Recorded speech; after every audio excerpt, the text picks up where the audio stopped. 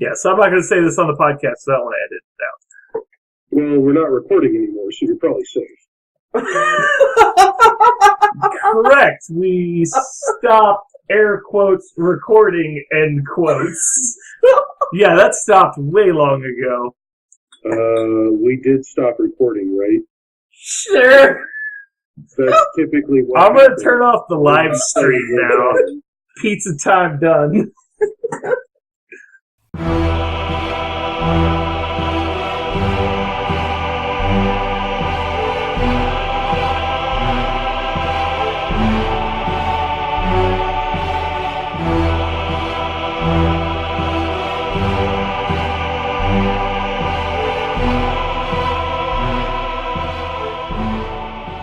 Welcome to L2 Wargame, the audio podcast. This is Brandon, or Mutilus on the forums, and I play Kador. This is Richard. I am not currently part of any forums, and I play Protectorate and a lot of hockey. This is Seabass. I play Trollbloods, and I go by Scotty on the forums. I'm not really on the forums either, but I figure it gives the Dregs of Society hope. They really don't want to read what I post on the forums. I don't want to read anything posted on the forum. Go to the Muse forums a lot. Well, you would, wouldn't you? Yeah, I totally would. And do, I might add. I do. It's not would, I do. Yeah, you would. For those of our listeners who do not visit the Muse forums, even though this will happen after Warmachine Weekend, Scott did raise an excellent point about the latest Muse episode, which is John will be at Warmachine Weekend. Have your pirate jokes prepared. I'm actually going to try and form a train of about 20 people to just form a single file line and walk up to John when he's trapped in an aisle, and just in turn we all tell him a pirate joke. And we don't let him pass until he responds to all of them. And maybe we can get like 10 people on each side of him, that way he feels trapped. Oh, man. You know I'm actually working at the Muse on Minis booth, right? Yes. Yeah. So technically he's my boss, right? Yeah, that's fine. So why would you want to do that to me? Because I don't think he'll be in a very good mood after that happens. Well, I mean, then I get to just, it's, if you're not going to enjoy the end result, why would you do it? Yep. Good point. Mm-hmm. I think you have mistaken us for good people, Scott. Yeah. You're Scott right. just assumes other people are as good as he is. Terrible mistake. So, what do we want to talk about? I would like to talk about the Arkansas tournament. I think it has challenged some of my Mark III assumptions, but it's also confirmed a lot of them. Okay. So we'll talk about the Arkansas tournament, and then we'll talk about our Warmachine Weekend prep, which is about a week away now. And then we will probably be done for the night. We have a small cast tonight because a couple people couldn't make it. But so starting off, anyone in the Midwest probably knows that there's a lot of tournaments, and especially in our area. So we travel to most of them. But this last weekend, we went to Springdale, Arkansas, and played in the T-shirt Explosion tournament run by Chris Collins. It had a few people in attendance. I think we had, 14? Sounds right. Yeah, I think so. 14. It was myself, Richard, Carl, Scott, John Damaris, Brent Simon, many of their locals. We had one of our listeners was there, Giorgio, right? Yeah, Giorgio. Mm-hmm. Super sweet guy, by the way. I didn't get to spend much time with him, but he seemed like a pretty cool guy. It was pretty fun. I actually got to play him in the first round. Yeah, I didn't know that was... Scott told me that this guy was going, but I didn't remember the name because I'm terrible with names. So Scott came over halfway through our first game. He was like, oh, this is the guy I told you about. I'm like, oh, okay. So he got me in my unflattering personality, which is the same I normally am. I am a dick to everyone all the time. He had a good time in the game. Like he had a good time. I've been talking to him off and on. He said he had a really good time. It was good to because he listens to L2 and he listens to Muse. So it was really cool because he got to meet pretty much all the L2 guys. The only one who wasn't there was Jeremy. Yeah. And then he was really excited because he got to meet Brent and John from Muse on Minis. So he was he had a really, really good time. So cool. It was a really good experience for him. So I played Kador. I played one of my WTC lists and a new list I've been working on. So I had my Vlad 1 with 8 jacks and support. The new list I'm working on is Old Witch 2. She's running 2 Kodiaks with Reinhold. And then she's in Wolves of Winter theme. And she has 3 units of Doom Reavers with UAs, 1 Khaldun Lord, and a full unit of Outriders. Did you have Fenris in the list? Oh, I did have Fenris in the list. Good point. I think the list is okay. It just has a huge amount of tempo in 2017 because you start at the center line, basically, with Windstorm in their deployment zone. And then you're like, all right, now what do you do? And you're like, well, I guess I walk into Doom Reaver charges or I'm speed 9. Like, that's basically your 2 options. Richard, what'd you play? I played Testament of Minoth in the Exemplar theme. For those that are unaware, my list is single max errants, 3 units of regular Knights Exemplar with 2 command attachments, 2 Exemplar Seneschals, 1 errant Seneschal, the new solo Exemplar Wardar Elias, I think his name is. Yeah, Elias Gabe. Gravis, no choir, 2 Rex, 1 mechanic, and then the standard Testament battle group of 2 Revengers and a Devout. My other list was Tristan, 3 Reckoners, Vanquisher, a Repenter, and a Battle Engine, which I did not take. What'd you play, Scott? So I showed up with my very, very typical and never-changing Doomshaper 3 list. And then with the CID changes turned real, I showed up with Madrak 1. I mean, I will say, like, it was a good event. Like, I essentially just bombed out. I ended up winning around and then going up against John, who had built a list specifically to handle that matchup because he had some very real concerns about it, and I didn't quite realize how that matchup was going to play. It's important to note that I had also just had surgery on Thursday, so Are you going for the pity vote, Scott? What's Look that? at him. He's Scott's on the going- Jerry plan. Scott's going for the guilt vote. Definitely. No, not at all. The point I'm trying to make is that my head wasn't necessarily, my thoughts weren't necessarily as organized. So even though it was an uphill battle, there were a lot of things I could have done differently in hindsight, and I failed to do those things. But I still don't think, I still think that's just a particularly rough matchup for Madrak 1. And then I went into round 3. Brent drops Kane 3. I was going to drop Doomshaper 3. We both agreed that Doomshaper 3 is probably advantaged in that matchup. So I decided to drop Madrak 1 just to see because at this point I can't win anyway, right? So I go ahead and decide to drop Madrak 1 just to see how hard of a matchup Kane 3 is into Madrak 1. And shocker, it's as bad as everybody thinks it is. But I learned a lot about the list and a lot about the resiliency built into the list. So it was, even though I walked away with my tail kind of tucked between my legs, I still consider the day a success because those were very important lessons to learn about a list that I literally played, 3 games of that day. So it was a very good learning experience. Mm-hmm. That was my tournament. You guys go ahead. I'll go second. So first off, there were a lot of infantry models at this tournament. There was a lot of infantry, which makes me value specialists more if I ever decide to play it. But so my first round was against Convergence. Their list pair was LeConte in the Recursion theme force, which is, for those of us who don't know, is you're just basically allowed to take 4 Enigma Foundries. I have no idea what the rest of the list does. It's the only important part. Yeah, it's basically just take a bunch of... It's the old Axis theme force from Mark II. Except the models can't make attacks when they come back. Because that recursion is fair.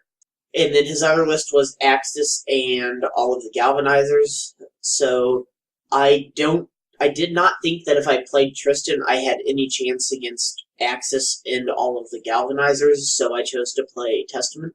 He ended up playing Clockwork Legions. I was fairly happy with how I played the game.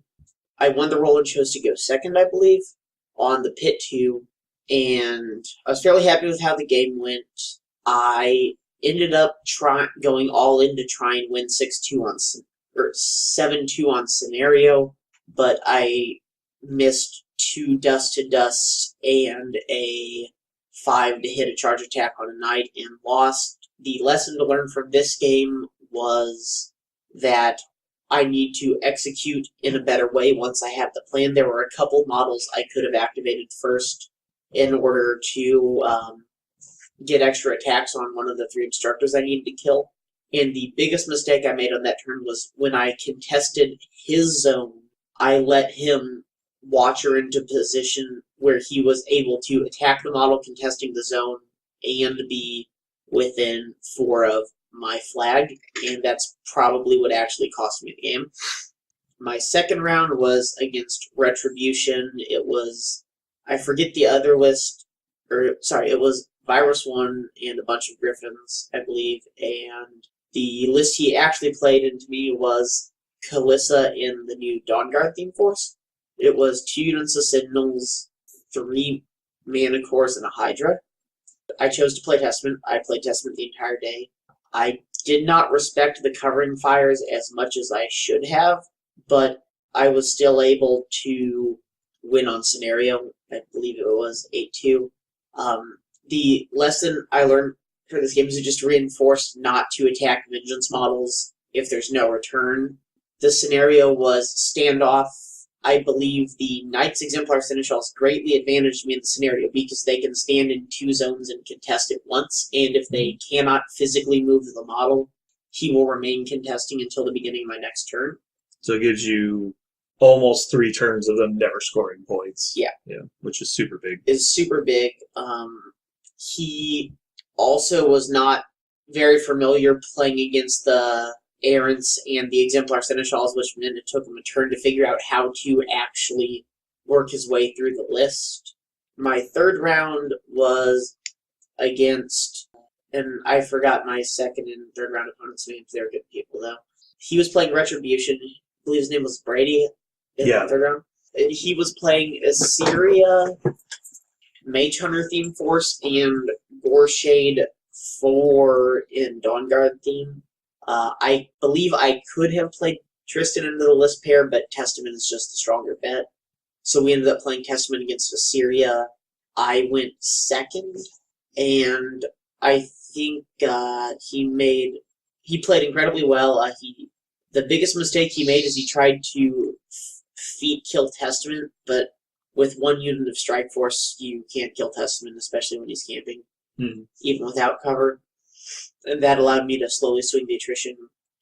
I do believe I should have lost this game, and it's one thing that has been better than I expected in Steamroller 17, is attempting to, if you are down on time and not necessarily down on attrition, but still in a decent place, attempting to take minimum turn length turns and increment your control point score in favor of you, and just make them beat you on scenario is an incredibly strong play. If he had probably 15 seconds more on his clock, he wins that game because he clocked out on 6. Mm-hmm. But if it goes to 7, I think I lose on scenario. I did not adjust my plan according to the scenario and gave him my right side zone on the scenario. What scenario is this? It's not the pit 2, it's Stronghold? It's a circle zone, and then zones on the midline with objectives. Do you remember the names? That's the pit 2. Is that the pit 2? Yeah. Oh, sorry. The one with 2 circles and the line between them, I think it's like standoff or something. Standoff is the 4 zones. Is it? Okay, then it doesn't matter. That one's surprisingly not used very often. The 2 circles, rectangle in the middle. The last round was against the wonderful Don Jamaris. I haven't really had a chance to meet John before. It was good meeting him. He said that he'd play whatever because it was mostly a testing game for us, so we agreed to have the Testament off. John was playing his Testament list. I was playing mine. So, pro tip to all the listeners, Soul Ward keeps all models from getting souls in... Enemy models from getting souls. Cannot gain souls off of models in its command range. In his command range when they're destroyed. Me and John both realized the rule that worked that way about halfway through the game. I mean, you realized it. John still had no idea, and in fact argued that it did not work that way. Yeah, which, to be fair, I've almost beaten Wormwood with Testament. I mean, I probably should have remembered sooner, but it's just not a rule you think about until it wins you the game. So we ended up playing without the rule because... You were both savagely cheating. Yes, we both savagely cheated, which is par for the course, I believe. I did not have an avatar in my battle box, though. Mm-hmm. It would have helped me against Axis Legions, or not Axis, LeCon Legions. But John taught me a lot about the matchup. He loaded up his jacks and made attacks, which both gets around Ashen Veil and gets around basically one focus on the one focus to make an attack that's likely to kill a model is very important because it costs 2 focus to revive that person. So if you spend 6 focus on jacks to the 8 guys, then they have to spend 16 focus to bring the 8 guys back, which is not really doable. He ended up winning on scenario.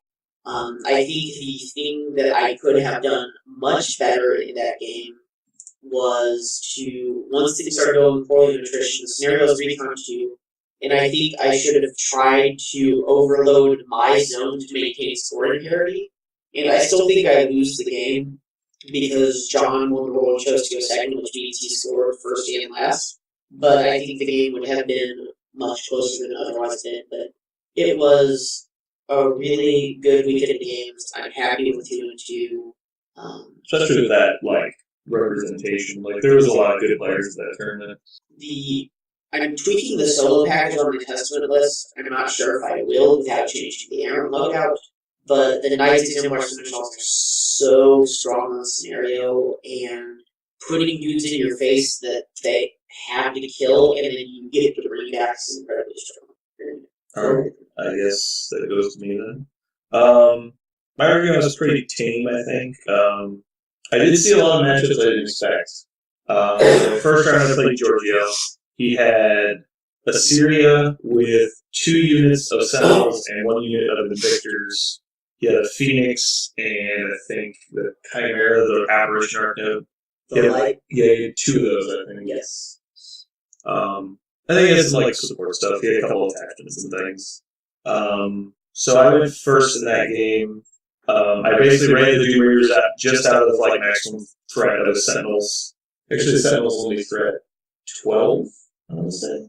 Yeah, so, we got +2 deployment, that's what it was, yeah. So normally they can't get to me if I just run flat, but he can because he gets +2 deployment. So I run basically 10 inches with my Doom Reavers, which gets Boundless Charge Windstorm, charges forward, and puts Windstorm on his deployment line, so the Invictors can't advance forward and shoot. So even if the mini feet are only range 9, which doesn't get them within threat, because I spaced my Doomers out away from his dudes.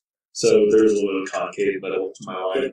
So the Invictors couldn't get range on turn 1. So because of that, my Khaldun Lord runs 12.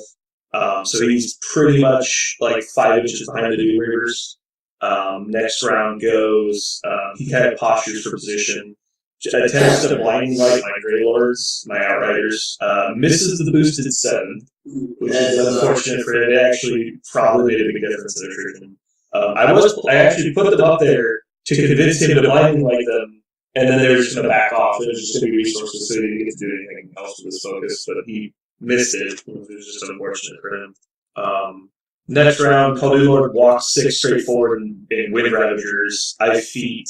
Curse of Shadows, his unit Sentinels by the Grey Lords. He didn't mini feed because he thought that he had to wait to mini feed till after I feeded because of just the way the game tempo works. So feed you get it all 4 all 5. Yeah. I Curse of Shadows them. She puts up Windstorm, cast Reconstruct, and some other spells. Basically doesn't do a whole lot. Then the Doom Reavers go in on my left side. With Curse of Shadows, they charge through his front line of Sentinels to his second line of Sentinels. So 3 Doom Reavers in the middle of his unit.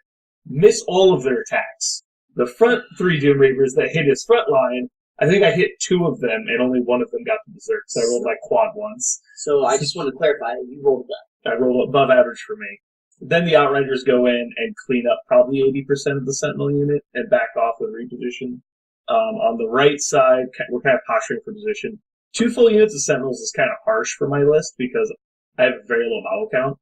So the Vengeance with decent threat range is hard to deal with. Apparition is super helpful on a unit of Doom Reavers. Then his turn goes, he assaults in with Invictors because he forgets about Wind Ravager. He's standing behind a forest with Wind Ravager up. So he doesn't get his assault shots, but he gets discharge attacks on one of my Kodiaks, which is kind of just standing in the way. It doesn't really do anything to him, but the Phoenix comes in later in the turn, and I think he leaves the Kodiak in 6 boxes. The Sentinels on my left mostly clean up the unit or the Curse of Shadow Sentinels, mostly cleaned up my Doom Reavers. I've only got like 1 or 2 of them left. The ones on the right side, we start doing like piddly pally trading. Like he sends in 2 guys to trigger vengeance, and I kill them, and he gets the vengeance. And basically, we had a really nice back and forth. But he basically got behind on attrition early because of the miss blinding light, and he couldn't really run it. So Doom Reavers started killing too many of his guys. Fenris killed like 5 Sentinels by himself. Kodiak got to vent steam after he like comes in to kill Doom Reavers and kills a bunch. So he started losing gas late game, and I didn't lose the momentum for the rest of the game. It was an interesting matchup though. I'm surprised more people don't run a list like that in Retribution. Second game, I don't think I played Ret twice in a row, but I definitely played Ret 3 times. You played Giorgio Gonzo. I can't remember the guy's name, but he's from Springfield and he played Ret. I think you played Brady or Ryan round 2. Ryan. No, wait. It can't have been Ryan. Not Ryan Smothers, right? I did not play Ryan Smothers. No, not Ryan Smothers. Ryan Fairchild. That one. That's it. Ryan Fairchild. Yeah. Super nice guy, by the way. He is. Ryan He's really Fairchild. cool. We Fairchild's played multiple really times too. Usually in either in Springfield or Fayetteville. Usually. What was his name? So I'm trying to remember. I think he had Ron. No, Giorgio had Ron. I think he had Kalyssa and Viros. I played him. Okay, I don't know. But we played him both. He's super nice guy. So I ended up playing. It wasn't round 2 though. I thought it was round 3. Might have been round 1. No, I definitely played Giorgio round 1. Because you played Ryan round 2. Yeah. So who did I play round 2? I'm trying to remember. Oh, you had Paradox once. Yes. I had Paradox in the third round. Gosh, who did I play? I can't remember. Oh, I thought I had this. Dang it. I feel like an idiot. What did I get? Complete blank. Didn't play. I'm trying to remember what faction they even played. I know as soon as it. Oh, that's it. Taylor. I played against Taylor, the Protector player. He played Krios 3 Double Vengers.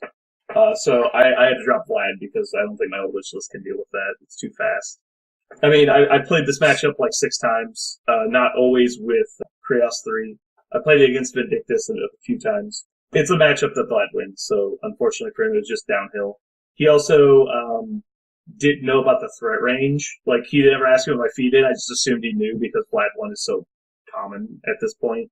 And so he asked me what my feed did on top of 2, and I was like, oh, damn it. So I explained it to him, and then he ends up losing Fire Salvation and a casting on my feed turn and like 3 Vengers. So his turn, he does like half damage to one guy, and then I just clean up the Vengers. Like, it was just super bad because not only is it a bad matchup, they didn't know how he was supposed to play it. So it just went really poorly for him, unfortunately. Although I thought his list was pretty good. He seemed like he was still in the early reps of the list, though. Then third round, I played against Ryan Fairchild. He had Viros, Kalyssa. He played Kalyssa. I played Vlad. I went forward. He feeded. I cautioned for position.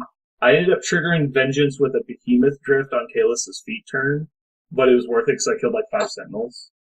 And then he comes in, I think he kills 2 Jacks and scores 3 points because I positioned super defensively to try and not lose too many Jacks, but the Vengeance really helped him. But unfortunately, he was too aggressive when I put Kalyssa, and I just got a Juggernaut to Kalyssa. So I won that one. And then last round, I played against Gonzo. Me and Gonzo have been seeing a lot of each other in the finals lately. He played Child, which I think is his only option because he was playing King of Nothing Child. We were all pretty sure that Vlad won the Beast off mirror, where we both have a lot of threat range and a lot of heavies, and I was correct. Gonzo was correct because he also thought that I won. And then she just can't trade with Vlad. There's just too many models. She hits way harder, but I just will never let him kill more than 1 heavy at a time. All of your heavies straight for each of his heavies. Not necessarily. I guess he's playing the... Yeah, I mean, the problem being that I have the threat range to stop him, I have the damage to stop him, and I actually have magical attacks to do with the Gremlin Swarms, which a lot of KO bricks don't. But yeah, that was mine. I ended up taking first with 4-0. It was a fun time. Got to see a lot of people that we like. Congratulations. Thanks. Congrats, nerd. And with my winnings, I bought the correct choice UFS cards. I was very unhappy that I left my wallet at Brent's house, mostly because it meant I didn't buy a bunch of that stuff. So I'll recover from the emotional shock.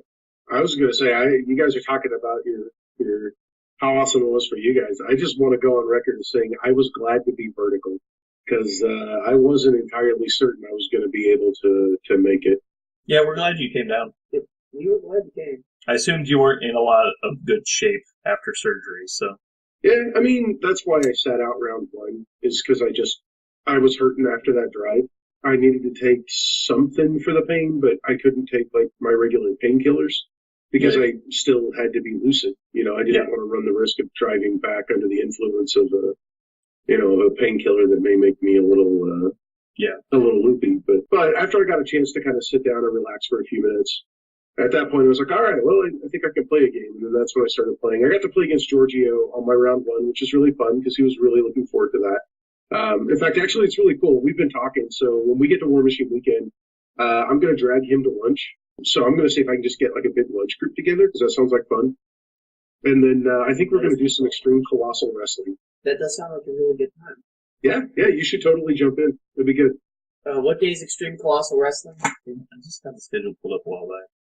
I don't know exactly what day. I think it's Friday night or Saturday night. I can't remember. I think it's Sunday, like evening. Or Saturday evening, so I said. Saturday evening? Okay. Yeah, I think Saturday. Yeah, so, it's like right before the first round invitational, I think. Okay, yeah. So, because he was like, man, like I want to play Extreme Colossal Wrestling. Oh, that's sweet. I'll play a game with you. And then there's some other folks that have got in touch with me through the troll Facebook group and stuff, and I'm trying to get like a troll group together. So it's going to be a lot of fun. So sorry, I totally derailed that, but I just wanted to.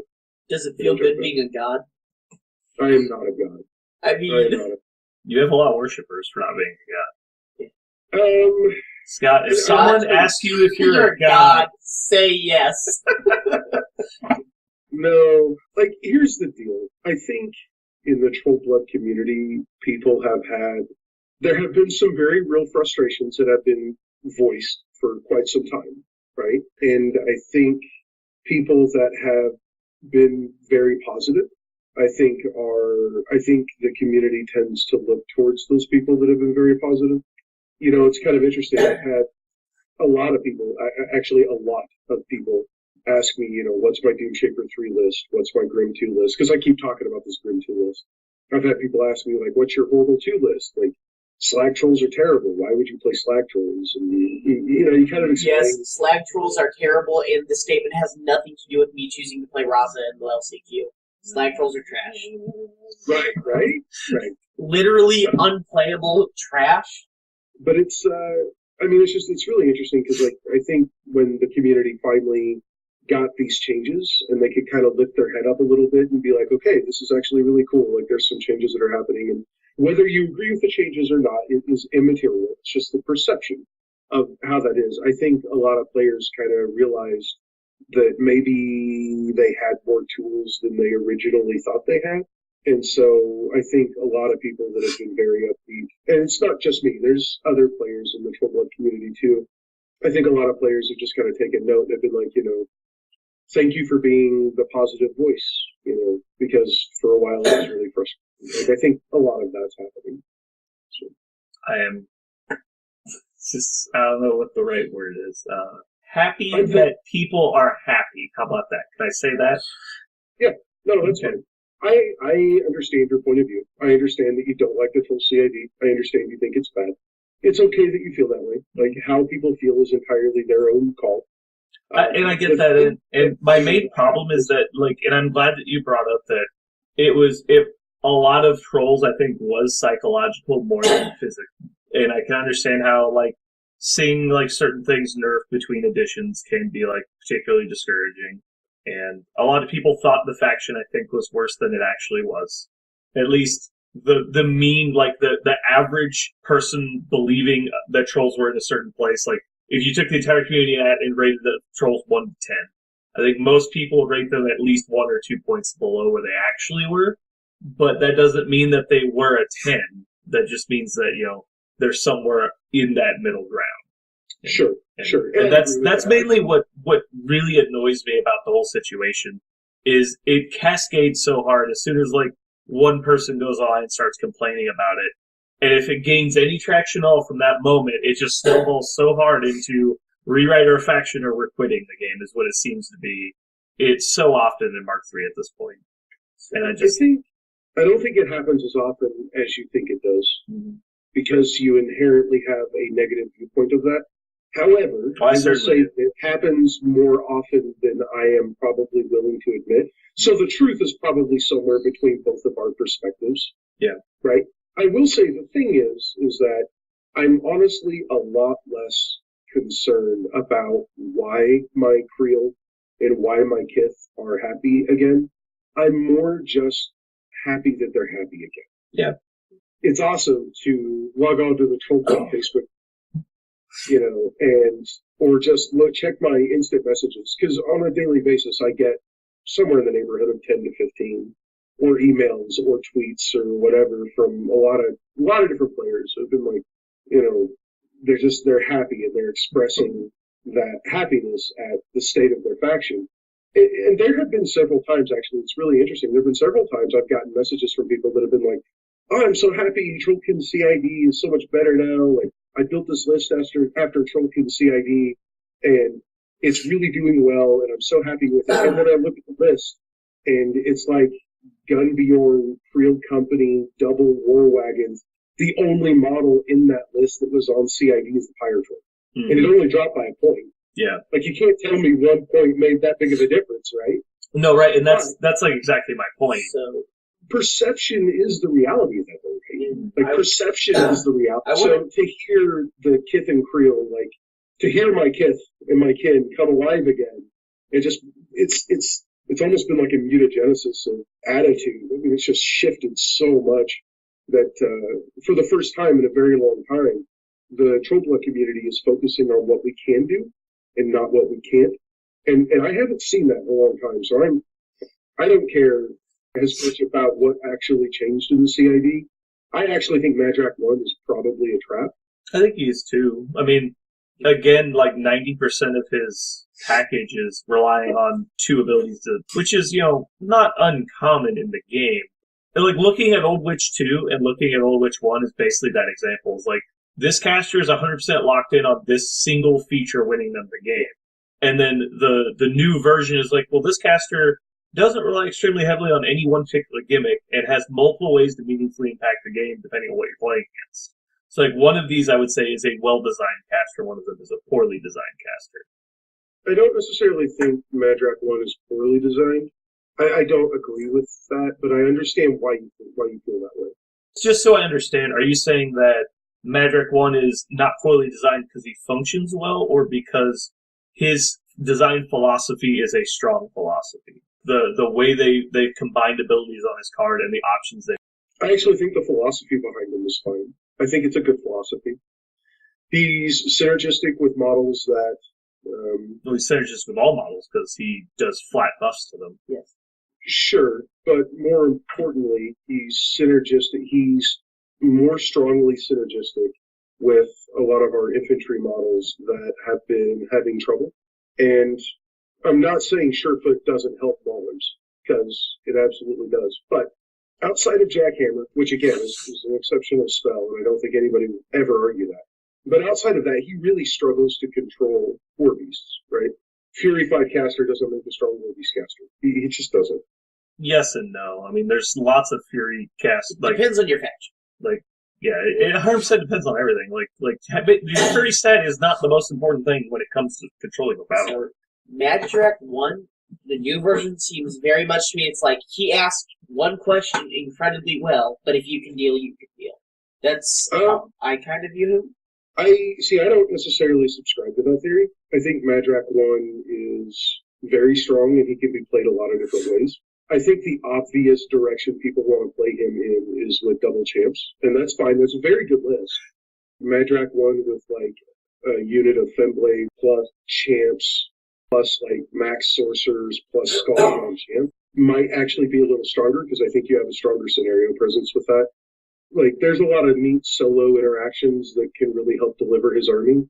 So Surefoot on Femblades plus a Stonescribe Chronicler is actually very strong. You're looking at, if you cannot ignore concealment, you're looking at defense 16, armor 16 Femblades.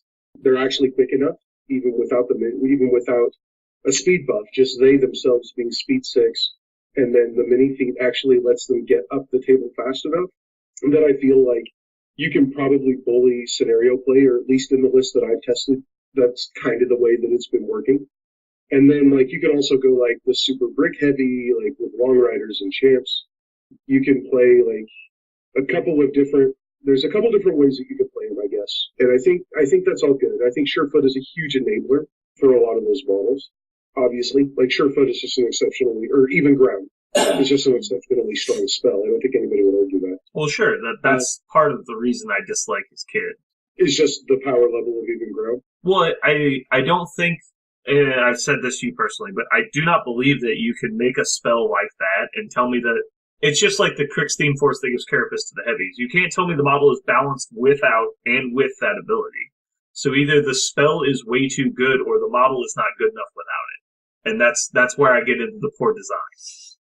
Sure. Like for instance, like if the Warlock is good, if the Warlock is good, you should be able to remove any one spell off their card and they are still very playable. Well, it's not even any one spell. It's specifically interactions. Like, for example, Chaosies in Mark II. If they were balanced without Iron Flesh, you cannot tell me they are balanced with Iron Flesh. Like, the disparity in those two game states is such a huge amount that I don't think you can tell me that they're balanced both ways. So either the spell is too good or the unit is too bad. There is no way that both are true. Which is like, if we want Crix Heavies to see play, why don't we make them playable, not give them a theme force in which they're immune to guns? That's where I say that's poor design. You're just handicapping and removing options instead of increasing options. I see your point. I disagree. I think both can be true at the same time. I think both absolutely can be true at the same time. There are situations where both can be exclusive. I understand your point, and I don't want to what I don't want to do is get into a territorial match over how good Madrak 1 is, or because no, I don't even think that's necessarily what we're talking about. But I do think that they're in every aspect of the game. There are abilities that can be balanced with and without. Like you have to assume a caster comes to the table with a certain amount of attritional advantage because of their kit, and that's obviously a thing. But I guess where we draw the line on where a stat is okay to be, like the defensibility increase from a single spell, should not be at a certain point. And the primary annoyance for me, like, it's not that trolls get Def 14 because Calandra exists. It's that it also gives steady, which has such a strong mechanic with their natural tough. And so I think there will be a lot of games, a lot like the Vlad Rockets list, where you win games that you have no business winning because of the way it skews dice math. Like, you will see those random occurrences of the model contesting 2 zones made 11 tough checks and I lost a game. That kind of thing will happen because you're creating situations of where it can. Just like 2 rockets killed a heavy, like, well, that shouldn't happen, but, I guess when you have signs of importance, it can. It's like, well, it's still a statistical anomaly, but you're just creating situations where success happens when it shouldn't. Sure. Yeah, you're enabling the possibility of that happening. And it was similar back in the day with Chaos, like Iron Flesh Chaos. He's like, well, my opponent didn't roll enough 11s during the game, so I win. Like, it was just stuff like that was just super lame and shouldn't have been in the game. And you can see, like, the moment in Mark II where Iron Flesh Chaosies were solved by releases, like, well, now every army has access to good blast damage or continuous fire on AoEs or, like, things that auto-hit like Electroleaps. Like, the moment that was introduced to the meta en masse, like, Khador died. Yeah. Because their one-trick pony was, like, Chaosy Assassins. Oh, look, somebody put 2 Redeemers on the table. Yeah, GG. And then for the entirety of the rest of Mark II, Khador was just begging to find the next SKU list that got them back on the table. And they never got addressed. They really never did. It was particularly frustrating as a Khador player, but, like, I don't want to see that happen again. I look at, like, even grounded champs, I'm like, well, this is clearly strong and no one thinks it isn't. But, like, it still gets beat by things, so it's not, like, game-breaking. But are we ever going to see anything else out of him? Like, that's really where it gets me, is, like, so every list that can take mold will probably now, I think. Unless, like, something in the meta changes to make him not as good as we think he is. Everyone that plays Madrak's going to put champs on the table. And just, I think it puts you into the shoe hole that I don't want trolls to be in. I want them to have variety. Like you said, he helps all the infantry that isn't getting played, but I only see him being played with the same infantry he's always been played with. or not him specifically, because he was fucking awful before, which is really sad because I loved him in Mark II. But Yeah. He was my favorite. He was the first warcaster I ever painted for trolls. It's actually really funny. Like, you can look, just as a side note, like, you can look, my painting skill is measured in the progression of Madrax. Because, like, my Madrak 1 just looks terrible. And my Madrak 2 is like, oh, okay, he's alright. And then my Madrak 3 is like, okay, that looks like a model Scott painting. Right? Yeah, I'm looking at so it's just funny, like, you can see it. Your Skype profile is Madrak 3, so I'm looking at your paint job right now. Yeah. If you've ever seen my Madrak 1, it's, woo, that there is not very pretty. Pretty good looking, but not Scott. Or is that Madrak 2? I don't remember. Yeah.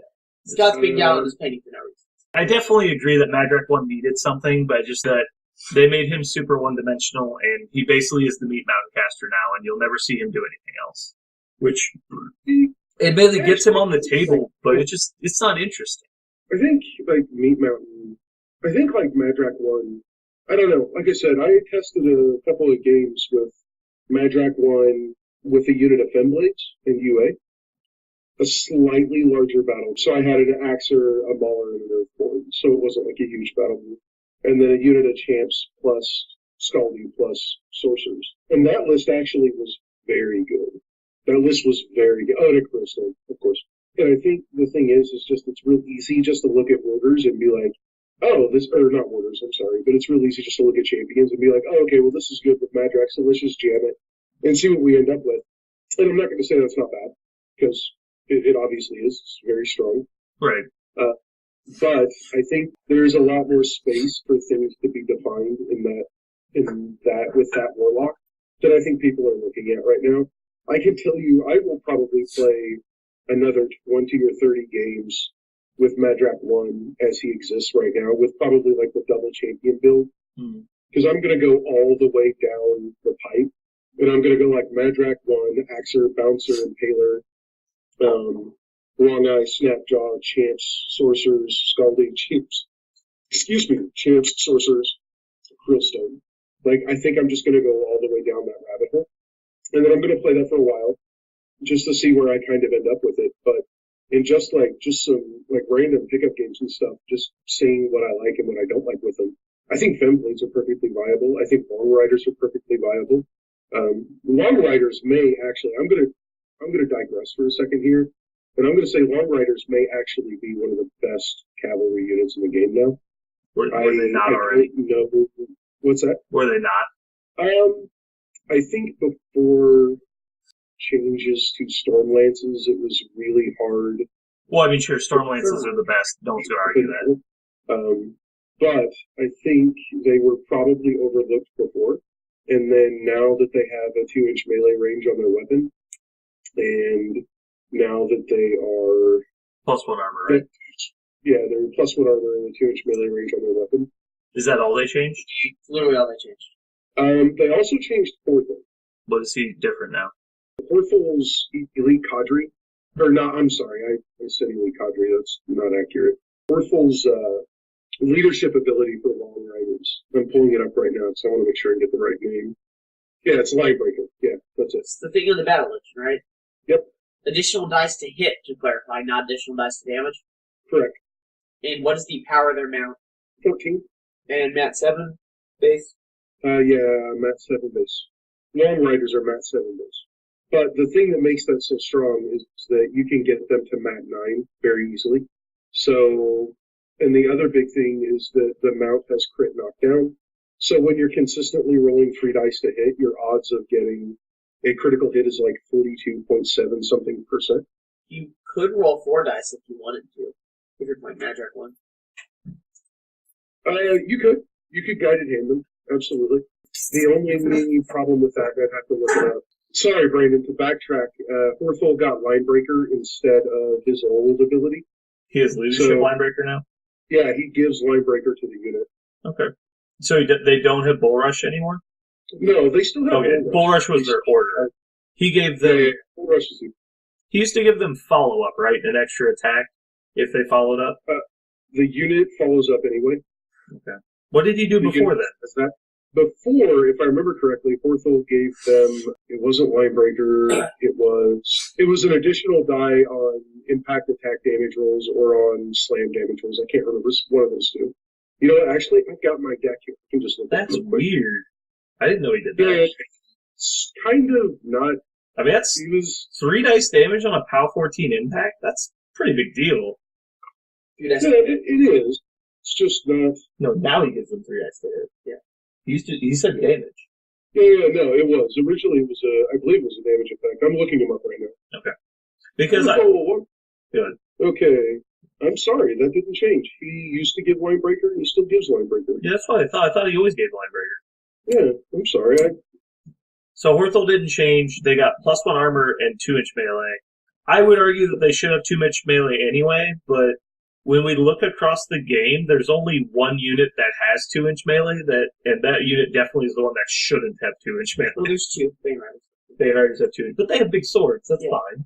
Like, they have Brutal Charge. Like, that unit, if anything, makes sense for having Brutal Charge. But, like, Stormlance is a unit that shouldn't fucking have 2-inch melee with Brutal Charge. They should have the fucking Lance rule. I dream of 2-inch melee in Cav. Or just the Lance roll going away. So before Bane Riders got changed, I would say that they were probably the second best heavy cav unit. Like, thinking through the game, I can't think of anyone that had a better one. Vengers are definitely not better. Ulons are definitely not better because Ulons are bad Vengers. Yeah. I'm not going to argue that. I mean, you know as well as I, Brandon. I've played Long Riders for a while. I mean, I remember when we were building lists before they even announced CID, and we were putting Long Riders in lists all the time. Yeah, absolutely we were. And they were doing their job exceptionally well. And this is part of it. And I know 100% I agree that it was the psychological damage to the community, basically. And call it whatever you want, but like when people think their faction's really bad, there's not a lot you can do to convince them that it's not. They have to kind of figure it out on their own. But they don't have the initiative to go do that because they think it's bad. And I want to talk about mental toughness and your attitude for a bit. So, for those of you who don't know, I play hockey, I play goalie. And goaltending is very much like golf, where it is a mental game. Like, the 5% of how well you can execute will almost never change without grinding. 95% of the game is in your mental state and in your attitude and your mental toughness. There was an excellent episode of Chain Attack about this where they talk about tilt. And the reason I bring this up is... It's not a bad podcast. I know. But me and Scott have both struggled from tilt a lot. I played in a local tournament the week before the Arkansas tournament, and I did not play very well. And a huge part of that was I made some mistakes, and then the tilt road started from there. But I played much better last weekend because I had a better mental attitude. And I don't know what your thoughts on this are, Scott, but once you sit down at the table, you just have to execute as best you can, and nothing else matters. Like, you can't let your dice affect you. You can't let your opponent's dice affect you. You can't let how big a mistake that you just made make you. I actually ended up talking with Spence about tilting after the local tournament, and a big thing that helped me is don't assume your opponent realizes you just made a huge mistake, because they might not. So I will say, when it comes to mental fortitude, obviously, if there's someone who tilts worse than anybody on the face of the planet, it's me. Mm-hmm. And that's not necessarily tilting towards, like, outward aggression, like I want to beat the crap out of my opponent or anything like that. Doesn't happen. You know, it's usually, like, I've suffered from before, too. It's usually inward frustration. Inward frustration. It absolutely is. So I will say something that I have been working on, and I think I've gotten visibly better. I think I'm noticeably better about it now. Nope. You don't think so? You got pretty tilted in Arkansas. Don't get me wrong, Scott. You've gotten a lot better ever since the infamous tilt-off we had a while ago, which unfortunately I think is the last time we played each other was the tilt-off. So here's what I will say. When everybody lining up to watch me fail really makes me feel good. No. We lined up to watch Scott. Scott, again, you're being self-destructive here, Scott, and you don't need to be. Because it's a win-win for everyone but you and John. Yeah. Because if John gets his shit pushed in, it's can- amazing. Yeah. And if he doesn't, also amazing. It's just going to be great. Either we win either way. Either we watch you get crushed after John trolls you. In just a piece of advice, John's always lying. John's always lying about how bad his matchup is. It's almost never bad. It's always...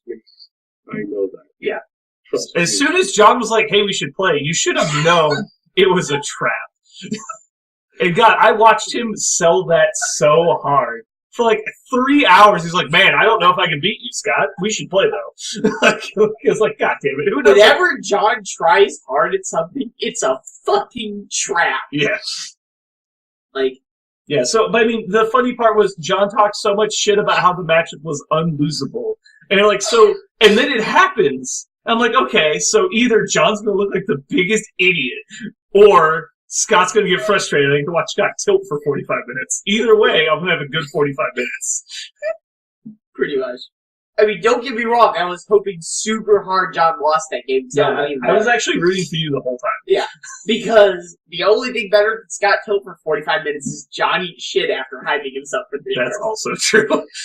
But in So Scott, you seem to put a lot of weight on your shoulders. Like in this matchup particularly, like you went into a matchup you had never played before against a very good player who knows the matchup, and you lost. And you seem to make it like it was a big deal. you So also played you played elite model living infantry skew into Harbinger. well, so that's besides the point. But you played into a bad matchup again that you hadn't played before against someone who is experienced in the matchup, who is playing a list they're very comfortable with. Like that's a bad place to be for anybody. But you put a lot of weight on your shoulders because, like, when you lose this matchup, you seem to give yourself a hard time about it, which means you imply that you assume you were going to win, which means, but you're always super modest about how you are as a player. So it's like you're assuming that you should be playing at this weight class, which is like, let's say, like the higher end, just for a big example. But you always sell yourself like you're on the low end. So I want to understand you. Like I want to, because I know you get frustrated in these games. And I want to help, but I don't know how to do it because every time I try and compliment you, you're like, no, I'm not that good. When you get into these hard games that are hard for anybody to win and you lose, you give yourself a really hard time. So, again, if my perception was wrong, then it's fine. I'm more than happy to admit when I'm wrong. I feel like now that trolls are much stronger, my excuses for losing games are gone. It's on me and only on me now. I can't look at my armies and be like, well, maybe, just maybe, that doubt has been removed. So I actually felt like I had the tools necessary to win that game. And it just, I think when it is compiled together, I feel like it was, it created a very frustrating circumstance in that game. So, absolutely.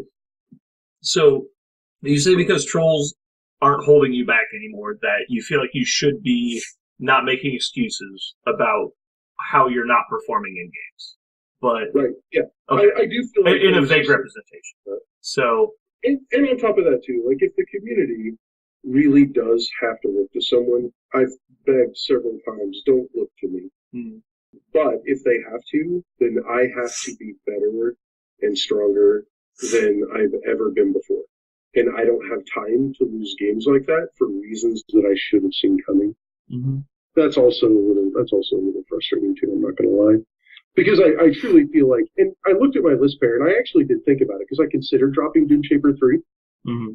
And I didn't feel like Doomshaper 3 was going to get anywhere, was going to do any better against Harbinger, because I knew he was going to obviously drop Harbinger. And I thought about dropping Doomshaper 3, but I didn't feel like Doomshaper 3 was going to get anywhere either. I actually felt like that Harbinger list might have been just a worse match for Doomshaper 3, mainly just because Martyr is going to hold all my beasts in place, and I don't have the volume of attacks that are going to hit consistently. So I feel like the problem actually becomes like slightly compounded. If that's the spec, I look at that and I'm like, no, because he literally has trouble breaking anything in my list, regardless of Doomshaper's feature. Right. Adrian's don't hit that hard against beasts. I mean, so I'm not arguing that there was bad analyzation on like which list you should have played and which list was bad for you. that's really not your particular fault because you're playing with a list that you had very little experience with into a caster you clearly don't play against on a regular basis. Because if you're experienced versus Harvey, you know that she's good versus generic infantry models because their lack of ability to boost, their low quantity of attacks per model. Like when you put them under -2 to hit and they can't boost, like so much of what they do just goes away. Not to mention like what the fuck is that spell? Rebuke or whatever the spell is. Fear God. It's Rebuke now. Yeah. It was Fear God. So there's a lot of things that make that matchup bad. But you're putting... Yeah, I also didn't understand the interaction between a sorcerer and rebuke. You didn't understand that you had to get the order of combat. Yeah, we figured that out at some point in the last week or two, and we were like, oh shit, that's really bad. You say because you don't get the excuse anymore because trolls are good now, but you've only had even now, at that point you'd only have 4 days since the changes have been put through. Literally 4 days. Yeah, literally 4 days to learn all these matchups and things. That you shouldn't be putting that much weight on yourself. Now, if you think you should be playing better than you are, then that's besides the point. But I don't think that has anything to do with the army, because if you just picked up playing Crix and went to play John that weekend, do you think that you should just crush John regardless because Crix are better than Protectorate, or? I mean, depends. Do I get to anyone go sleep? Sure. I think I actually probably... I mean, obviously I can't because he's going to drop Testament, and that's just a terrible, terrible matchup. So probably not. I mean, to be completely transparent, probably not. Okay. And so Scott, I think you're trapping yourself in this vicious cycle of they shouldn't put faith in me, but now that they have, I must be good. And the advice I would give you is that once the game starts, nothing else matters but executing. You can think about it up until list selection begins, but once list selection begins, all that matters is executing. And no matter what happens before, you just have to execute as best you can from then on, because the cycle of eating yourself mentally does not stop once you start. Once it's time to play, just play. I think you're putting a lot of pressure on yourself. As much as I troll you, you're one of the best people I know, as a person. But you put yourself under a lot of pressure to execute well at Warmachine, but when you sit down at the table, the pressure stays, and it takes a lot of getting used to. I am much worse at it in Warmachine than in my other hobbies, but please don't trap yourself in this vicious cycle. Yeah, it's really weird. I can go and run a +1. Actually, it'd be a -1, but I can go and run a -1 at a shooting course. I can run 5 seconds lower with a higher accuracy rate at a shooting course. I don't know. It's the weirdest thing in the world. I don't feel pressure doing that. I put a 1911 in my hand.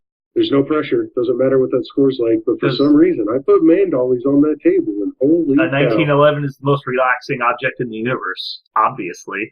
I mean, it's one of them. I agree. But wasn't trying to make this a huge thing about your play, but when it comes to you tilting, I think it has a lot to do with the pressure you put on yourself. No, I agree. I think you're probably right. I think some people are just wired to be able to not stress about things very easily, and then some people just aren't, and I'm not one of those people. I'm wired to stress about it, mainly because what people think means a lot to me, maybe not necessarily the public at large. Although I would be lying if I said that didn't have some bearing on my thoughts. But what my friends think of me, whether they see me as valuable or formidable or whatever the case may be, in whatever hobbies I engage in, means a lot to me. It's that pure respect thing. So I think you're obviously correct. It would be silly for me to argue that you're not.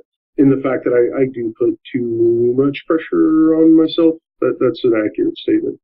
I can definitely see and understand why you were frustrated in the game against John, which, to be fair, you were set up for failure in that game, not just for winning the game, but in the emotional standpoint of the game. I can understand why you're set up for failure there. I watched a lot of your game versus Brent. I felt like you were more frustrated in that game than the game versus John. At least externally it appeared that way. Were you frustrated because of the matchup? Were you frustrated because just you randomly got on tilt in the game? By the time that game with Brent rolled around, like I was done for the day. It was just Like carryover. I was very frustrated on the day. I was like, okay, yeah, let's just get this done.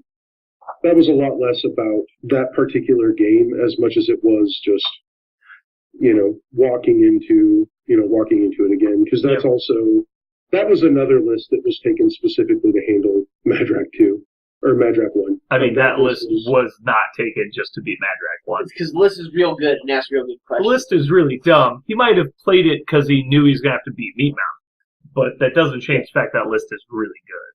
No. That list is very good. I can tell you the reason why he played it is because he knew there was a strong chance he would have to deal with Madrak 1. Yeah. But you say that, but think that through. In a 14-person event, you go, I have to beat Scott at some point. What is he saying? I'm not. Okay. I don't follow. He's worried about having to beat you. No, well, I mean, even worried about it, even we put that aside, he's planning on, in a 14-person pool, playing you. Which means that, what does Brent usually do in Springdale tournaments? Like, he's usually in the winner's bracket, right? Like, usually... Okay. It's typically like you or him or Carl, like when he... Yeah, it's me, Carl, him, or maybe Dion made it to a high bracket and knocked him out. Like, it's one of the four of us that always... Whoa. Let's not get crazy. I've watched Dion knock Brent out of a tournament. I've watched that shit So, happen. I just want to clarify, was this like he punched him and knocked him out, or he knocked him out in the game of Warmachine? I think we really need to clarify. Both. No, I watched him crush Brent. Literally. Yeah. He put them under that printer. Yeah.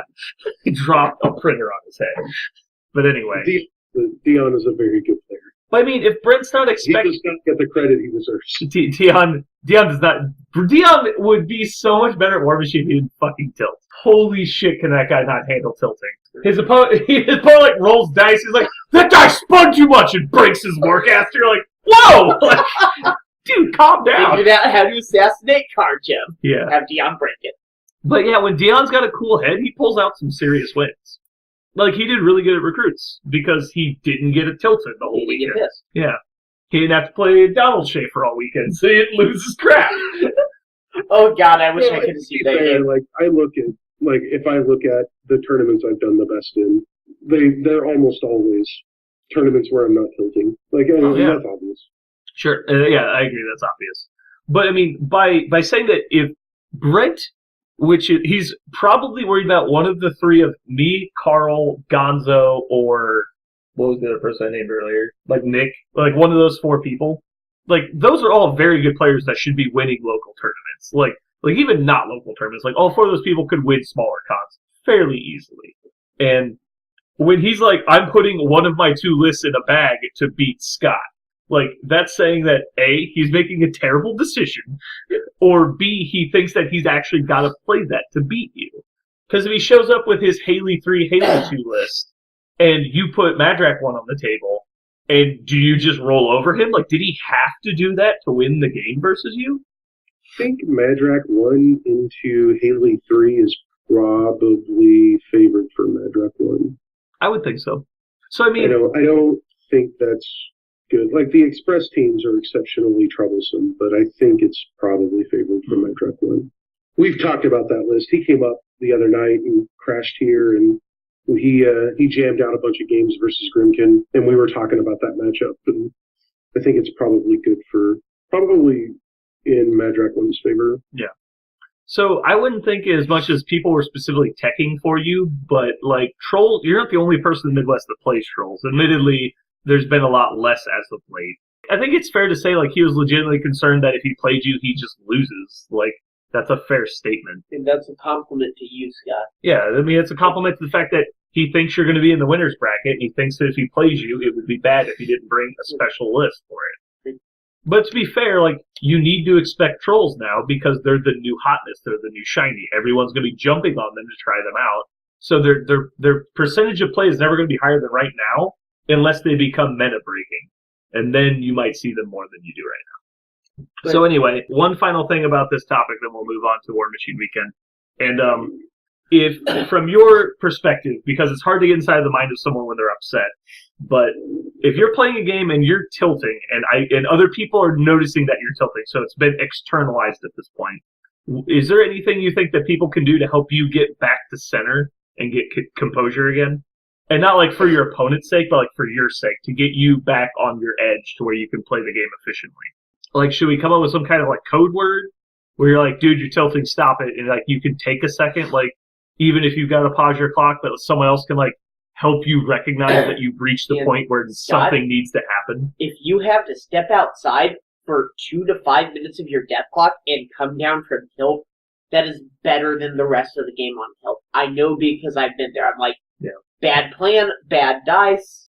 Literally stepped outside for 5 minutes of my clock. I just want to say, like, hey, can you excuse me for a second? They're like, yes. So I stepped outside for 5 minutes. I came back in. I still didn't win the game, saying they're a much better player than me, but I played much better than if I had just kept.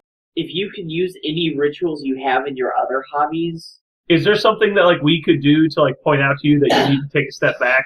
Well, sometimes the best feedback is often the feedback that drills hardest. So it's obviously very important that I hear it. So what do you want your code word to be? 1911. There you go. Is that because it's like the multiple of 9/11, or?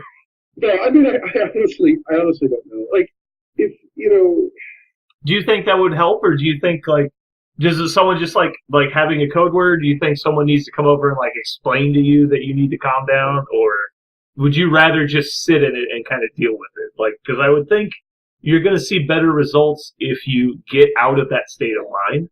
Because effectively, like not specifically you, but usually when someone goes on tilt, it's usually because there's something important happening, and they've either done something wrong or made a mistake, or something particular has set them off. Like they have a pet peeve that's being triggered or something. And once you get into that mental space, you might as well just quit the game. Like, because more often than not, that is just going to continually viciously cycle into a point where you can't win, or you've already lost the game and just we're playing it out for like completely no reason at this point. That actually makes a lot of sense. I think it's important to note that when we're talking about tilt, the terminology that we're using makes it sound like I'm threatening to beat up my opponent. Oh, no. Yeah, we said earlier it was it's inward-focused frustration. I want that to be known, though, that it's not...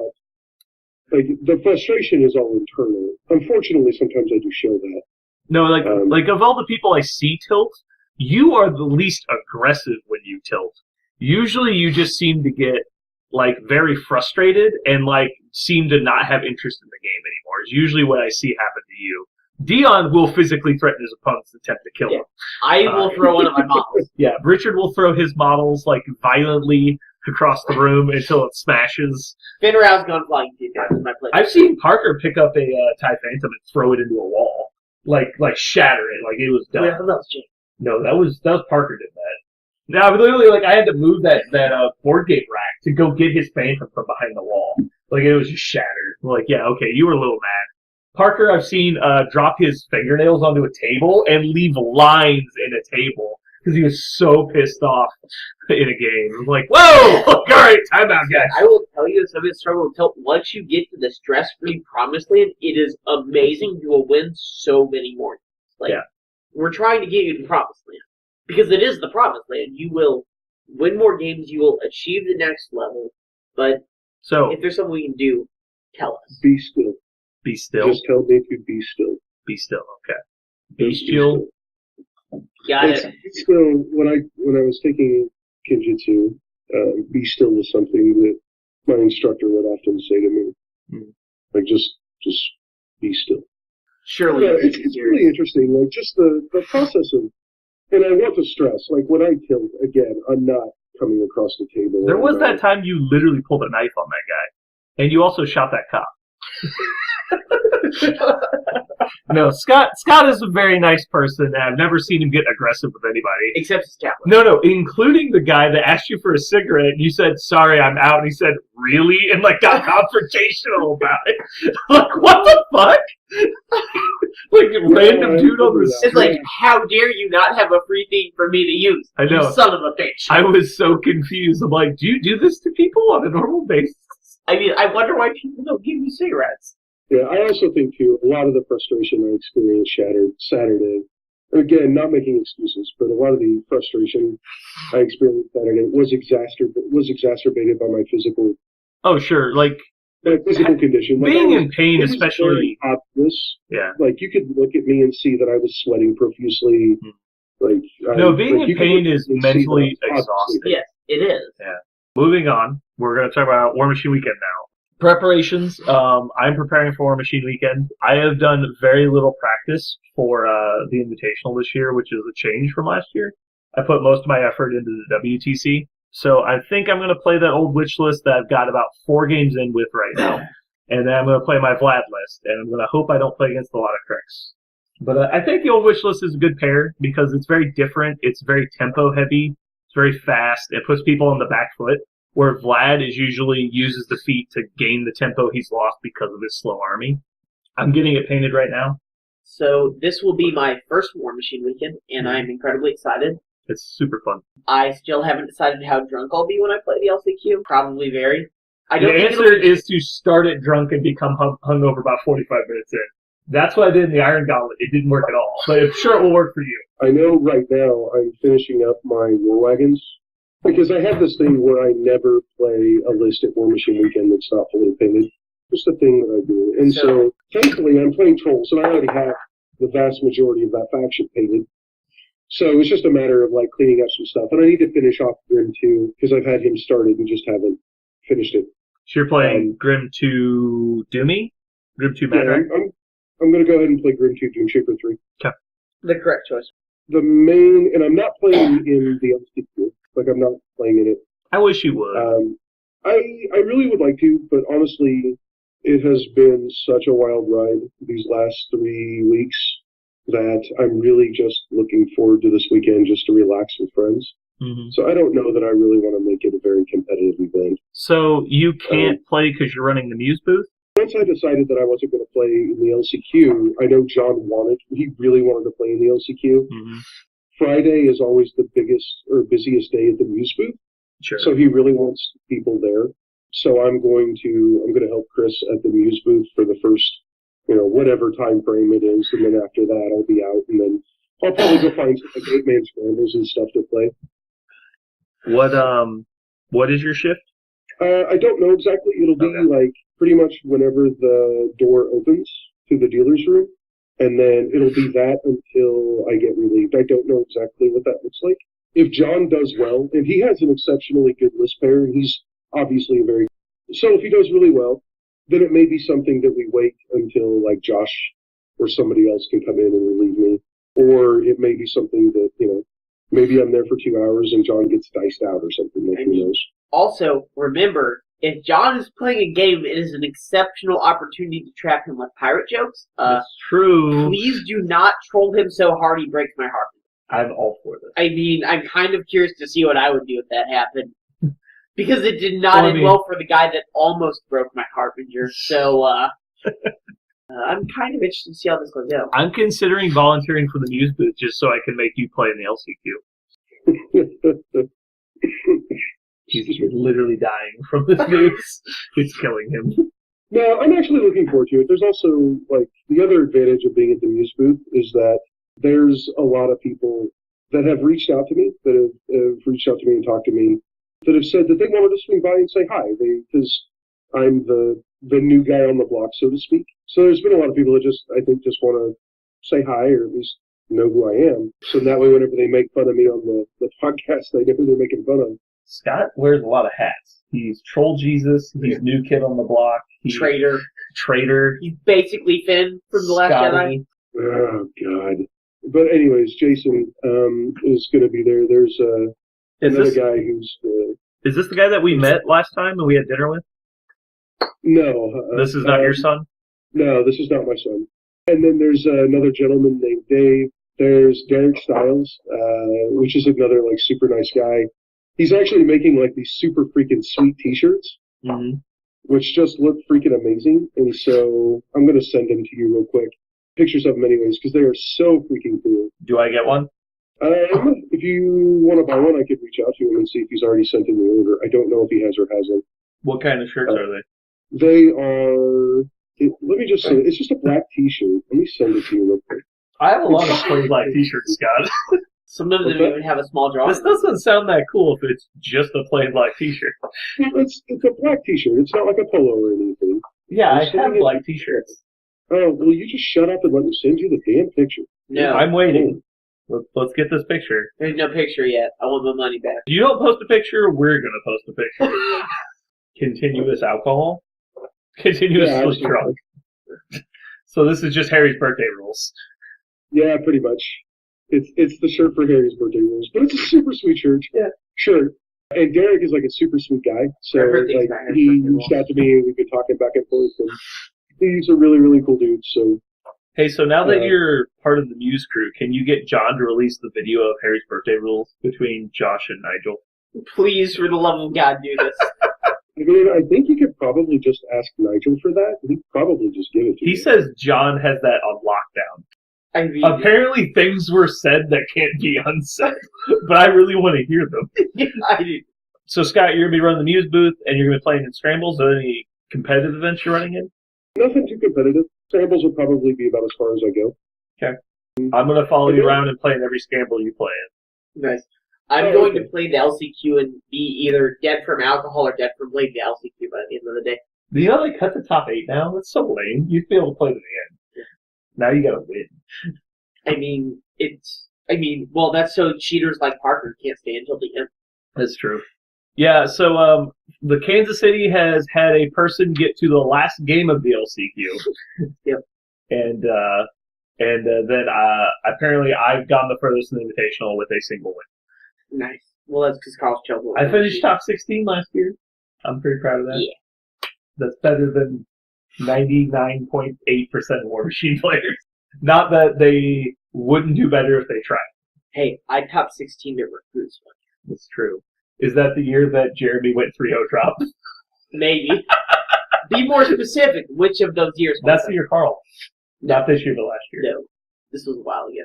I mean, turns out it's okay when you get to play against bad guys Carpenter. Yeah.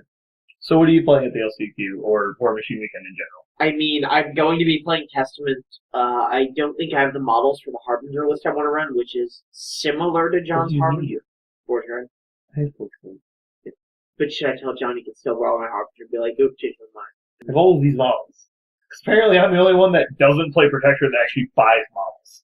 And, I mean, I'm thinking about just playing Raza. The good caster in the faction. Yeah, and just playing Raza Testament and just playing what I think they can't deal with. If not, it's probably going to be 72 Raza just because I have the most reps with 72. Or not 72 Raza, 72 Testament. Because I have the most reps with 72 in Testament. And 72 offers me the mental cover of the caster I have a lot of reps with in this edition. And Testament is my bet that you are more tired than me at the end of this event. I have to hit the revive button until you run out of time because we're tired. I'm kind of approaching the LCQ like I would a pre-release, except I get to pick my lists. So basically, it's just whoever's less tired wins. Mm-hmm. So that's kind of what I'm going for.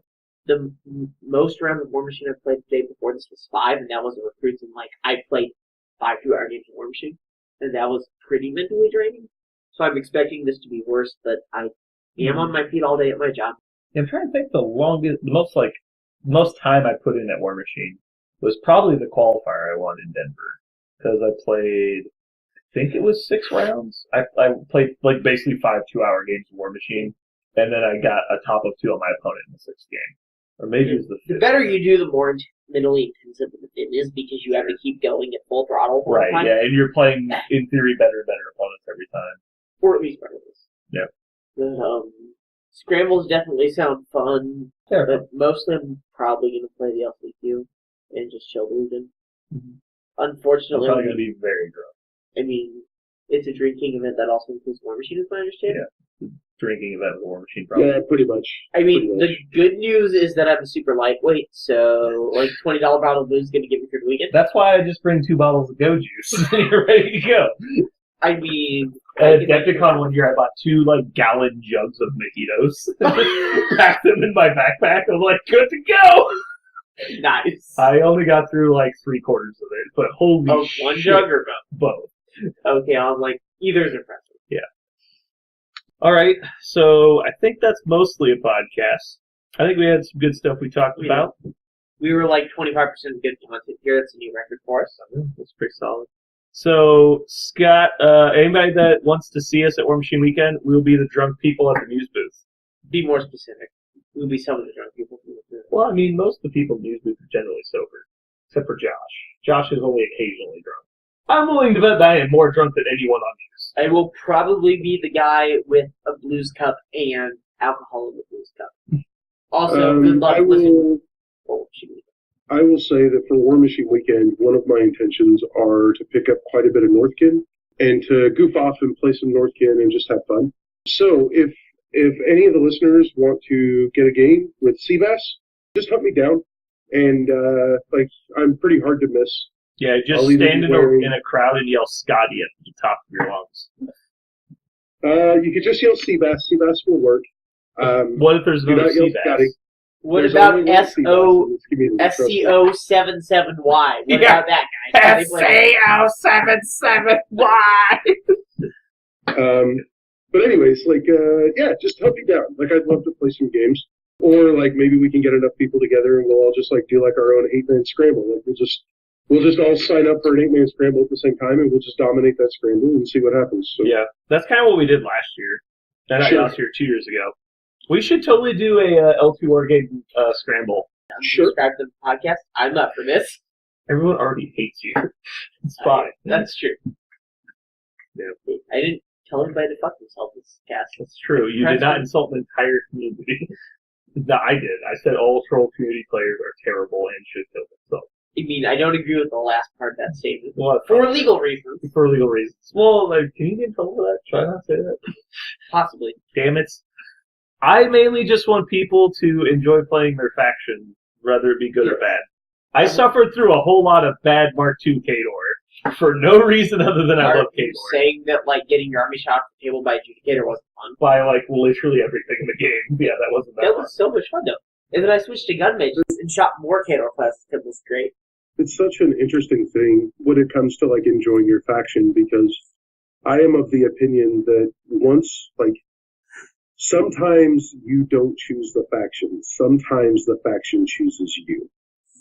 And so, you can go off and you can play other factions and you can dip your toe in other things and you can try different stuff. But at the end of the day, you're going to come back to that one faction because it chose you. And, that's how I am with trolls. That's why I'm so excited for the community to just jump back to life all of a sudden. Because that's how I am with trolls. Now, did you go into the game starting with trolls? What's that? Did you start with trolls? No, I didn't. I actually started off as a Menoth player and absolutely hated it. I actually think Menoth probably has a fairly steep learning curve for a brand new player in Mark II. And then on top of that, when I started playing, we had 2 Lich 2 players floating around our meta. How many nerfs had he gotten before then? Just one. Okay, so it was classic Lich 2. Okay, that's still right. After the third nerf, you played Harbinger and took your 60-40 in the Lich. I started with Khador. Khador is definitely my faction. I've always enjoyed every faction I've played. I think I would really enjoy Krix and Signar, but I've never really gotten into them because I actually like Krix's theme, but because Max was a tried and true Krix player for so long, I just never really tried them. And then every time I've even considered picking them up, someone in our meta that's a regular picked them up too. So I've always just stayed away from them. I started with Menoth, and then after a while, jumped out of Menoth. The second faction I ever picked up was Circle. So I went from difficult to more difficult, ? But Circle actually managed to click with me, and I just loved the way they looked. Mm-hmm. So, I stuck with Circle for a while and had a lot of fun with it. And then I had a buddy of mine who was like, hey, do you want to try Trolls? I was like, yeah, sure, I'll try them. I don't know how much I'll like them, but I'll try them. And then the first time I put them on the table, I was like, I get it. These guys click with me. I like this. When I started playing, I just thought the Bomber was the coolest thing on the planet. He was just the coolest thing ever. The Mountain King had just come out. Oh, you poor bastard. What's that? You poor bastard. I mean, you say that, but it was so crazy gorgeous. Yeah, I agree. I love the model. I still played Mountain King in Mark II, and I won plenty of games with it, but it was not great. I think I love trolls in Mark II. I always went back to Khador. In Mark III, Khador can just basically play like trolls, so I haven't like felt the drawback to trolls very much. I mean, I love trolls still, but like my old Borka list doesn't work anymore, which is like what I love to play. And then Doom Shapers, and I should probably go back and play some Doom Shaper, but he is terrible and nobody should play him. Literally the worst caster in the game. Yeah, don't play Doom Shaper 3. It's bad. It's a trap. I don't want to play against Doomy 3. Man, that Doom Shaper 3 list that we cooked up, like, that list has propagated itself. Is it popular yet? That list is out there. Yeah, it's out there. I've given that list out to, I don't know, probably 15 people at this point. Every one of them have played it. Every one of them have come back to me and was like, this list is amazing. Yeah. And I'm Probably like, because yeah, the list is amazing. Yeah, it is. I don't know how it was that hard. Like, you're just like, stop taking the not good model and take the other good models. Like, just add more maulers. It's better. Yeah, it's like in Mark II when John figured out how do we make Protector better? Add more boostable guns. Yeah. Continue until you have points left for the choir you need. You're good. I don't, it's really interesting. I think a lot of people just obviously looked at Mountain King and was like, man, this is amazing synergy. And right, no, I see that, but it's just like, it is definitely a trap. Like, that's probably the biggest trap in Hordes, is take the Mountain King with Doomy. It's definitely wrong. In my opinion, the Mountain King as a piece is better with a Warcaster like Madrak 1 or Madrak 2. Gunny. Gumbjorn, yeah. Gumbjorn's Mountain King is really, really good. The Mountain King decision-making process feels like a lot about the Mark II Warjack decision-making process, where you just wanted the most bang for your single model buck, and you took that. Is kind of how I feel. Yeah, actually, there's a... Yeah, absolutely. Very much like the Mark II Colossal decision-making process. It's like, well, this is the most value I can get from this model. It fits my list really well. I kind of don't want to deal with the battle group. Oh my god, there was a Xerxes 2 list I loved at 35 points in Mark II, where Tiberian was the only Warbeast, and you cut for 1 or 2 if you had to, and I loved it. Yeah, and that's kind of where I'm at. Like, because I have a Madrak 1 list that's essentially, like, it's just Madrak 1 double chance, but it runs a Mountain King and Wrong Eye and Snapjaw. Is that the one you Facebooked? I think I saw that. Yeah, it was. And I've had a lot of people come back and tell me that, they have serious concerns about it. Understandably so. It's very unorthodox. It's not what people, I think, would typically consider very good. That one you said you wanted to get used to have Jackhammer on? Yeah, absolutely. I think Jackhammer is too powerful of a spell not to take advantage of. And Madrak himself, like, I feel like the Mountain King gives Madrak the ability to dig a little deeper. Brandon is so upset with you taking a Mountain King that he has left forever. No, okay. Well, that's okay. It's also really interesting, too, because the Mountain King in that list, between Surefoot and Starcrossed, the Mountain King actually becomes defense 11 under Starcrossed, which means it's actually possible to miss it in melee. Is it only 9 base? It's 9 base, so Surefoot cranks it to 11, and then if you can get Wrong Eye and Snapjaw to affect the things attacking it, then Starcross actually kind of makes it like a pseudo defense 13, and a defense 13 Colossal is very missable. It punishes you a lot when you miss this Colossal. My concern about the Jackhammer kit is it seems really good for attacking 2 different targets before and after activation, but like, I can't imagine the thing I need that, like, a Jackhammered Mountain King to kill. It's primarily functional when you need to run to engage or clear it off. That's basically when you're going to cast it. Absolutely. And don't get me wrong, Jackhammers is one of those spells when it's good, it wins you the game good.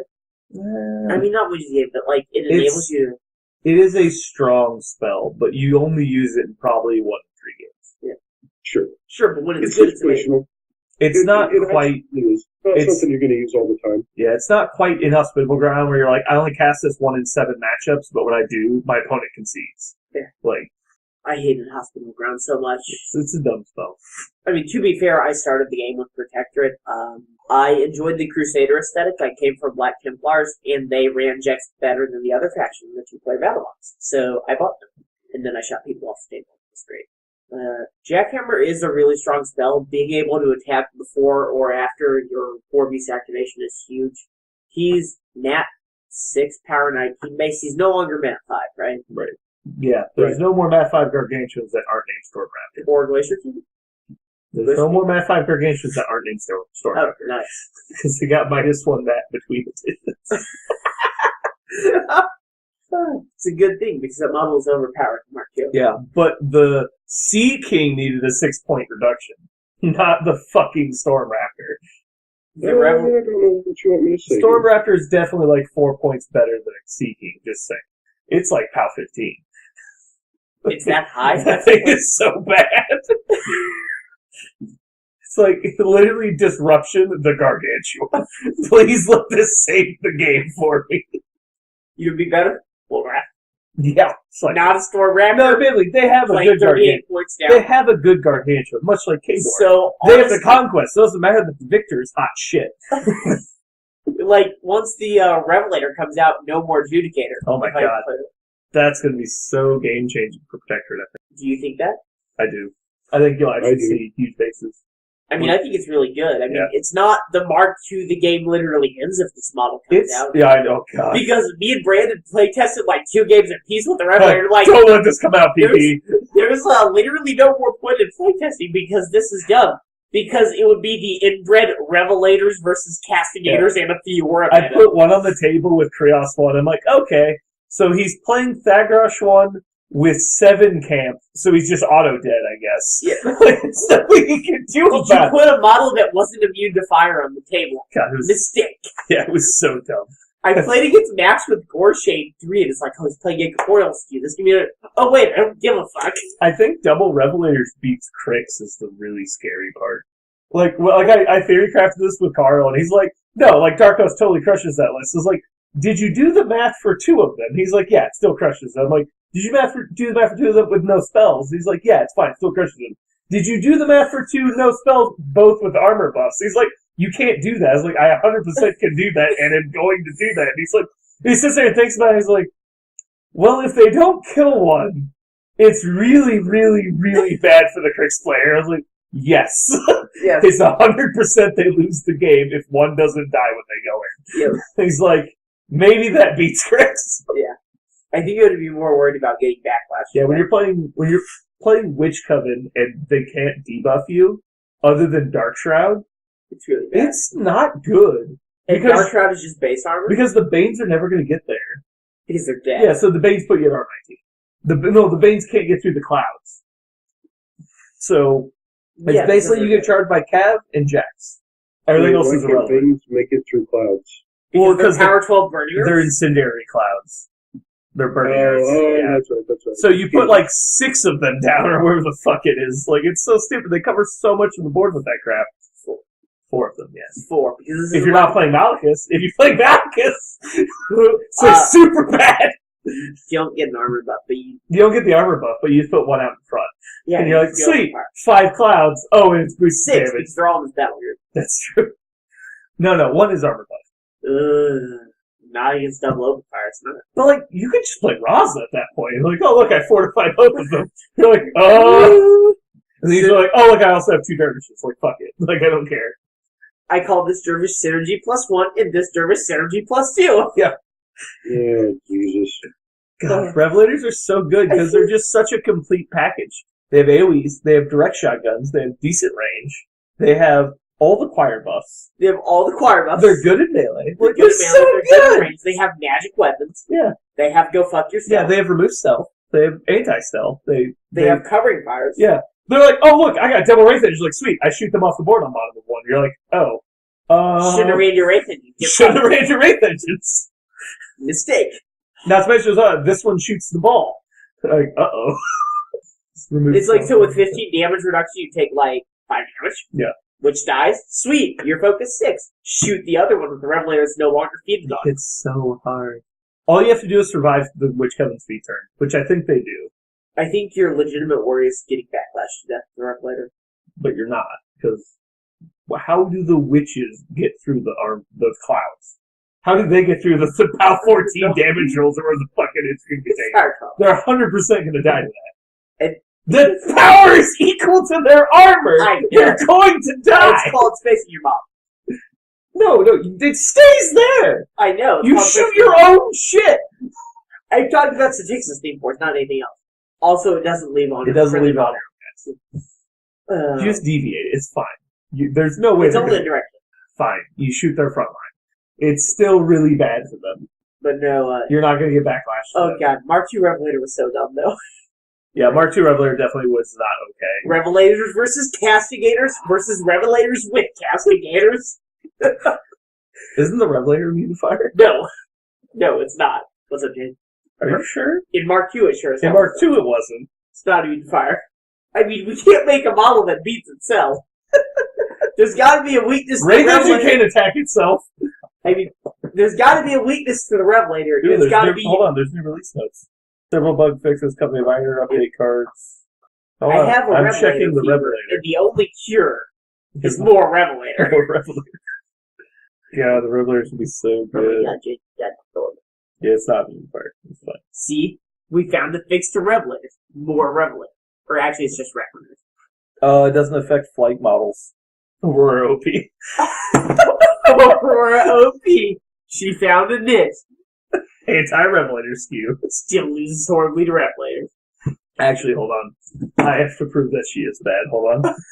Oh god, this is going to be so terrible. Is she immune to fire? No. She's bad. No, that's not the problem. I bet her spell only lasts a turn. They still die. Wait, what? How do they still die? They don't die. What's it called? Aerogenesis. Yeah, it only lasts for one turn, so they still get hit by the AoE when it goes down. So you just shoot them to death. But yeah, they get to ignore it when they fly in. Yeah. Unless you book her in the snow. Gaze, book, fuck. Those points work out. What do you mean? Revelators less than 40 points, that works out. Yeah, it's like 37. It's 38. 37 there. I don't know. One is Revelator OP. I'm gonna get one, and then 2 units Metal Airants. Spence apparently is getting 2 already. 2 Revelators, huh? Well, I mean, it's 37. Oh shit, Revelator OP. Is Judicator 36? Judicator is... It should be 1 point less than the Revelator. One less. It's been true in all the editions, too. Do you remember when the Judicator was a good model against the metagame? I do. You are, I don't know if you're aware of this, you're 2 points short of taking 3 Colossals in Protectorate. I know. Sad. Oh no. So, it's weird. So, in Mark III, I feel like you lose more to stuff you don't think about just because it's easier for lists to be decent and have a specific focus in Mark III. If you know what you're doing. I mean, I've said this a lot to people. I think that the meta since Theme Forces has come out has been way worse than before. I mean, I agree. There's actually a lot of new innovative list types before the Theme Forces came out, and now all you see is spams. That's right. Even despite the Theme Force concepts, it's just spam lists. Everything's a spam list. I mean, I'm definitely more worried about losing to random shit in Mark III than I was in Mark II. Mark II was but the Mark II was so explored that I don't think that's a fair statement. Did you play at the beginning of Mark II? I started playing after the Battle Engine. So not really. The Horde's Battle Engine. So the game was 4 years in when you, or 2 or 3 years in One. when you started playing. It was not 1 year that the Horde's Battle Engine came out. Was it? No, it was well more than a year. It was It was all at of least 2011. So almost 2? Yeah, but the Mark II came out in 2010. So almost 2 years. Okay. I think it was a full 2 years. Because they did a release cycle every 6 to 8 months. Yeah, because Forces book were a year, and then Wrath was slightly... Hordes came out later, though. Yeah, but... Warmachine Mark II was out before Hordes Mark II was out. So Warmachine Mark II was out, and then Hordes came out, and then they did the first release book, then the second release book, then the Battle Engine book, then the Hordes Battle Engine book. Because I think it was at least a full 2 years. Because I played for at least a year before Battle Engine came out. I mean, and then you quit. And I didn't start playing at the beginning. There was already books out when I would start playing. I don't know. I remember having the only good Battle Engine. That was really weird. Yeah, I remember I almost quit the game because they announced Battle Engines, but we didn't know what they were going to be. We just knew they were going to be really big. Yeah. And they weren't just big jacks. And I was super pissed. I basically quit the game for 4 months until they announced Colossals. So I was like, alright, I'm back in. big robots. That's what I wanted. All right, well, I think we're pretty much done Yeah, for tonight. pretty much podcast for like the last. Thanks for jumping on, Scott. Yep, thank you, Scott. Yeah, sorry it was kind of a dour podcast. But No, that's fine. I mean, Carl's a D-bag. Jeremy finally messaged me. He got invited to a Halloween party with guns, so he went. oh, well, fuck, who can argue? I know, I right? mean, we'll hear about it in the news in the morning. That's for sure. There's no way that ends poorly. We're in Kansas. No one cares. I know. No, I mean, for the people that got murdered because they were drunk and thought, No one got murdered. It's Kansas. We're not on the Missouri side. No one got murdered. So, a scale 1 to 10, how excited are you for Warmachine Weekend? Me? About a 12. 6.5 because I'm missing hockey that weekend because I'm carpooling. I'm actually The struggle is fucking real, people. I'm on the low end of excited, but I'm still very looking forward to it, and there's no negative side to not being excited. I'm just cruising. I don't know. Like, at this point, I'm just gonna, like, enjoy it. I'm not excited, though. I'm nervous. I'm just gonna go, have a good time. It's gonna be great. The expectation is so high that I know it can't let me down. I'm kind of curious how life works. Like, I'm kind of curious, like, Well, when a mommy and daddy love each other very much, Scott. I'm lost. Keep going. no, what I mean to say is that I'm kind of curious how it's going to be when everybody knows you, but you don't know them, because that's really awkward.